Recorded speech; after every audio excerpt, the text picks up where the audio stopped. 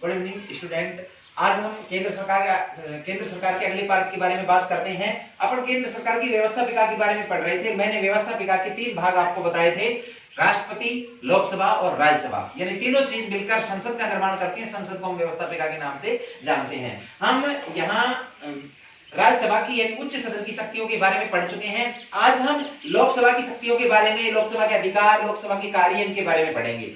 सबसे पहले हम बात करते हैं लोकसभा की विधायी शक्तियों की। विधायी शक्ति का मतलब विधान बनाने से संबंधित शक्ति।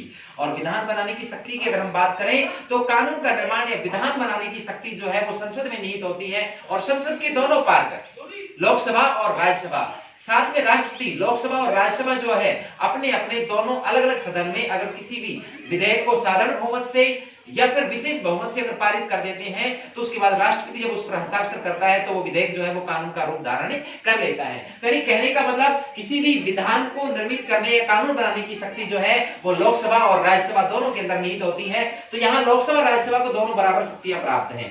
इसके बाद हम बात करते हैं वित्तीय शक्तियों के बारे में। अगर हम भारतीय संविधान के अनुच्छेद 109 की बात करते हैं, अनुच्छेद 109 में अच्छी तरीके से, साफ तरीके से वर्णित है कि भारत की संसद में लोकसभा के पास ये अधिकार प्राप्त होगा कि वो, अगर हम बात करें धन विधेयक या वित्त विधेयक, दोनों धन या वित्त विधेयक को पारित करने का अधिकार जो है संविधान के अनुच्छेद 109 के अनुसार सिर्फ लोकसभा के पास है।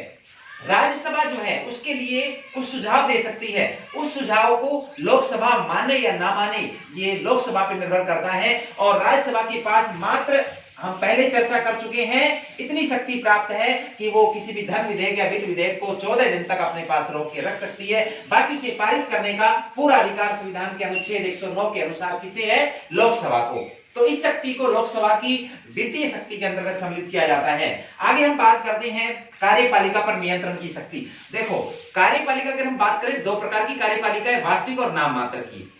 अगर हम वास्तविक कार्यपालिका की बात करें, प्रधानमंत्री और उसका मंत्रिमंडल वास्तविक कार्यपालिका में होता है। नाम मात्र की बात करें, राष्ट्रपति और उपराष्ट्रपति नाम मात्र की कार्यपालिका में सम्मिलित होते हैं। अगर हम वास्तविक कार्यपालिका की बात करें, प्रधानमंत्री और उसका मंत्रिमंडल, यानी हम बात कर रहे हैं पूरे मंत्रिमंडल की, और प्रधानमंत्री इस मंत्रिमंडल का ही तो मुखिया होता है।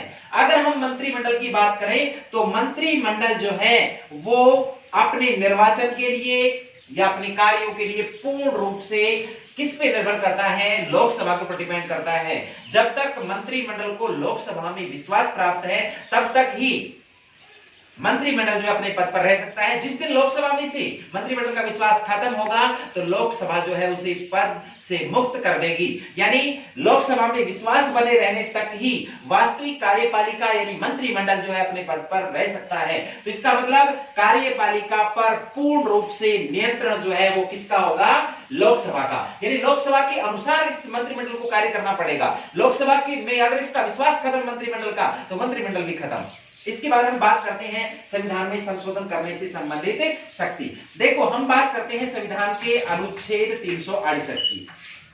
संविधान के अनुच्छेद 368 में ये बताया गया है कि संविधान के किसी भी भाग में संशोधन करने के लिए, किसी भी पार्ट में संशोधन करने के लिए लोकसभा और राज्यसभा को लगभग बराबर अधिकार हैं। और संविधान के अनुच्छेद 368 के अनुसार लोकसभा जो है वो संविधान के किसी भी पार्ट में संशोधन कर सकती है।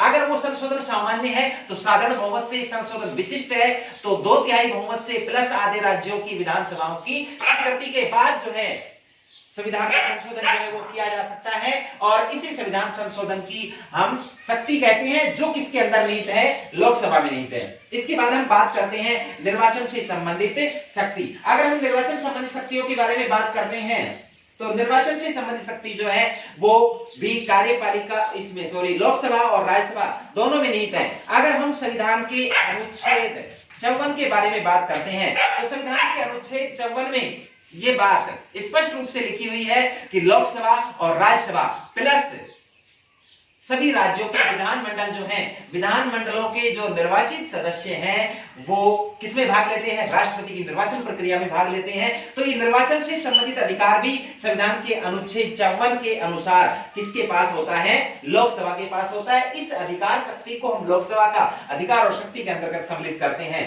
तो यानी ये सारी शक्तियां, चाहे विधायी शक्ति की बात करें, वित्तीय शक्ति की बात करें, कार्यपालिका पर नियंत्रण की शक्ति की बात करें, संविधान में संशोधन के बारे में बात करें, या फिर निर्वाचन से संबंधित शक्ति की बात करें, ये सभी शक्तियां जो है लोकसभा के पास होती हैं। सेम यही शक्तियां जो है राज्यसभा के पास होती हैं। यहां अंतर जो है थोड़ा सा है कि वही अगर हम बात करते हैं कार्यपालिका पर नियंत्रण, ये जो नियंत्रण है ये वास्तविक रूप से लोकसभा का होता है मंत्रिमंडल पर, क्योंकि मंत्रिमंडल में जितने भी सदस्य होते हैं वो लोकसभा के प्रति उत्तरदायी होते हैं, क्योंकि उनका निर्वाचन लोकसभा में से होता है। राज्यसभा के प्रति ज्यादा वो उत्तरदायी नहीं होते। उसके अलावा अपन वित्तीय शक्ति के बारे में बात करते हैं। संविधान के अनुच्छेद 109 में बताया गया कि राज्यसभा उसको 14 दिन तक अपने पास रोक सकती है। बाकी सभी शक्तियां लोकसभा और राज्यसभा की बराबर है।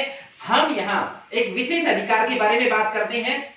हम राज्यसभा के विशेष अधिकार के बारे में बात करते हैं। अगर हम राज्यसभा के विशेष अधिकारों के बारे में बात करें तो संविधान के अनुच्छेद 249 के अंदर, संविधान के अनुच्छेद 249 में राज्यसभा को एक विशेष अधिकार दिया हुआ है। इस अधिकार के तहत राज्यसभा जो है वो अगर किसी भी राज्य सूची, मैंने आपको 3 सूची बताई, केंद्र सूची, राज्य सूची और समवर्ती सूची।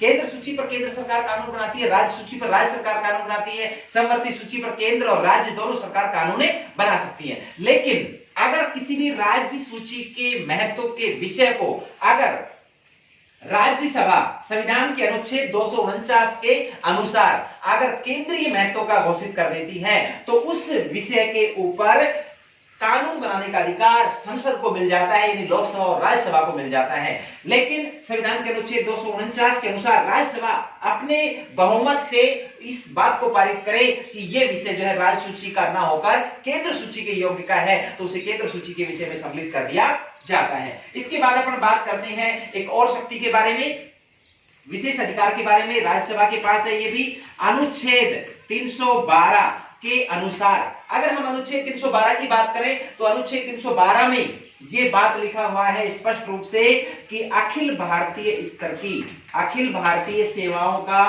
सृजन जो है, अखिल भारतीय सेवाओं का सृजन जो है वो भी राज्यसभा के द्वारा किया जाता है। नई विशिष्ट अगर अलग से अखिल भारतीय सेवाओं का सृजन करना है तो उसके लिए भी राज्यसभा अपने बहुमत से प्रस्ताव पारित करती है और अखिल भारतीय सेवाओं का सृजन करने का अधिकार भी हमारी राज्यसभा के पास होता है। तो यहां तक हमने लोकसभा के बारे में पढ़ा, राज्यसभा के बारे में पढ़ा, लोकसभा और राज्यसभा की शक्तियों के बारे में अभी तक अपन ने पढ़ा। नेक्स्ट क्लास में हम कार्यपालिका के बारे में पढ़ेंगे। व्यवस्थापिका हमारी यहाँ पूरी हो जाती है, क्योंकि राष्ट्रपति को हम कार्यपालिका में पढ़ते हैं और वहां राष्ट्रपति जो है नाम मात्र की कार्यपालिका का प्रधान होता है। ये अपन नेक्स्ट क्लास में पढ़ेंगे। आज सिर्फ इतना ही, धन्यवाद।